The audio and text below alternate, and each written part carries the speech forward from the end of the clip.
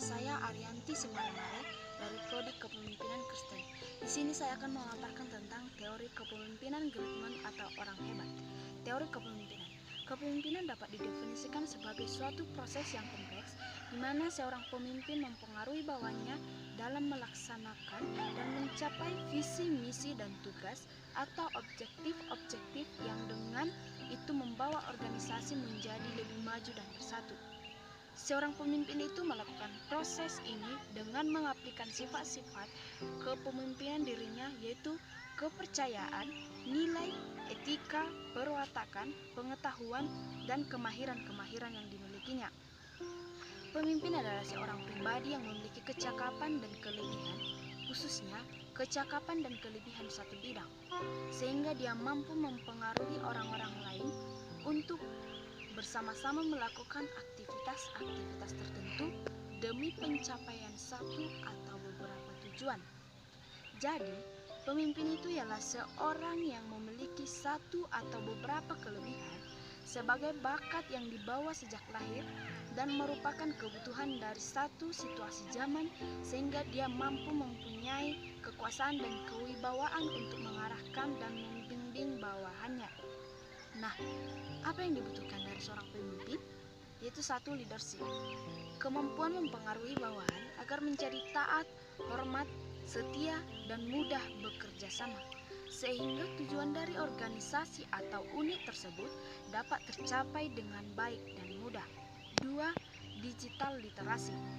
Dalam dunia kerja, literasi digital amat dibutuhkan dalam menghadapi perubahan yang terjadi.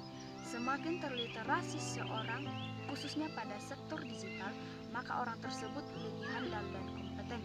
Yang ketiga, communication.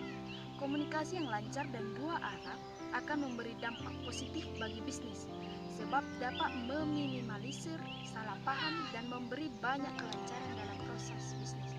Yang keempat, emotional intelligence. Seorang pemimpin harus dapat mampu mengontrol emosi saat marah, peka terhadap perasaan orang lain.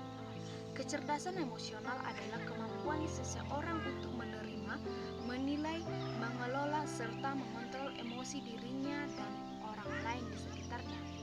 Yang kelima, entrepreneurship.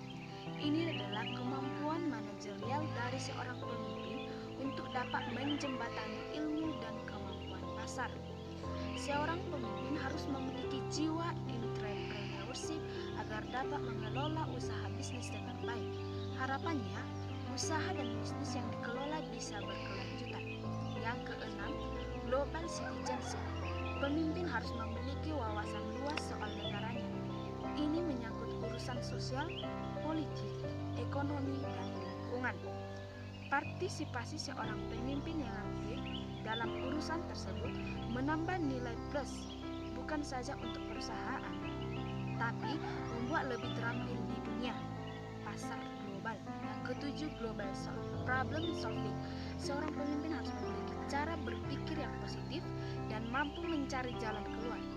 Dalam kondisi darurat, seorang pemimpin harus mampu menunjukkan tingkat intelektualitasnya dengan memutuskan hal-hal yang membawa manfaat bagi banyak orang. Yang kedelapan, teamworking. Sebagai satu kesatuan, pemimpin harus dapat bekerja secara kelompok dengan keterampilan yang saling melengkapi agar dapat mencapai tujuan bersama secara efektif dan efisien. B. Teori Gritman atau orang hebat. Teori ini mengatakan bahwa pemimpin besar atau great leader dilahirkan bukan dibuat, atau leader are born not made, dan dilandasi oleh keyakinan bahwa pemimpin merupakan orang yang memiliki sifat-sifat luar biasa dan dilahirkan dengan kualitas istimewa yang dibawa sejak lahir, dan orang yang memiliki kualitas dapat dikatakan orang yang sukses dan disegani oleh bawahannya serta menjadi pemimpin besar. Senada dengan hal tersebut, Kartini dalam bukunya membagi definisi teori ini dalam 2 poin, yaitu seorang pemimpin itu tidak dibuat, akan tetapi terlahir menjadi pemimpin oleh bakat-bakat alami yang luar biasa. Pemimpin dalam kondisi-kondisi yang bagaimanapun juga. James pada tahun 1980 menyatakan bahwa setiap zaman memiliki pemimpin besar. Teori ini secara garis besar merupakan penjelasan tentang orang besar dengan pengaruh individualnya berupa karisma, intelijensi, kebijaksanaan, atau dalam bidang politik tentang pengaruh kekuasaan yang berdampak terhadap sejarah. Pada teori ini, sebagian besar bersandar pada pendapat-pendapat yang dikemukakan oleh Thomas Charlie di abad 19 yang menyatakan bahwa sejarah dunia tidak melainkan sejarah hidup orang-orang besar. Menurutnya, seorang pemimpin besar akan lahir saat dibutuhkan sehingga para pemimpin ini tidak bisa diciptakan. Demikian dari pemaparan saya. Jika ada tutur kata yang salah, saya mohon maaf. Terima kasih. Shalom.